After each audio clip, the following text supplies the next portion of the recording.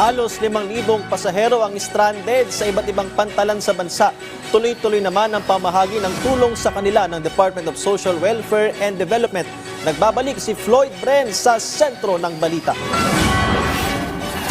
Ayon sa pinakahuling datos ng DOST Pag-asa, isa ng ganap na super typhoon ang bagyong Pepito. Kasalukuyang nakataas sa signal number 5 ang Catanduanes at nananatili naman sa signal number 4 ang ilang bahagi ng Camarines Sur.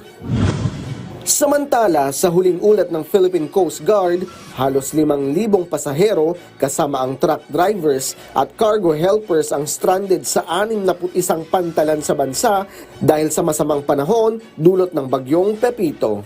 Pinakamaraming apektado pa rin sa mga rehiyon ng Bicol, Eastern Visayas, Southern Tagalog, Central Visayas at Western Visayas.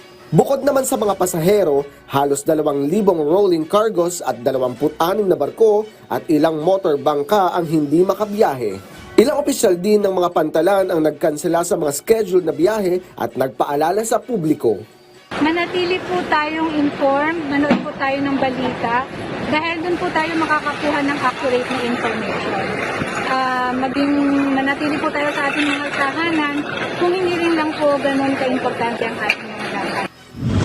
Nagpaabot naman ng tulong ang Department of Social Welfare and Development o DSWD kung saan namahagi sila ng mga food packs sa ilang kababayan natin sa Bicol Region na stranded dahil sa bagyo.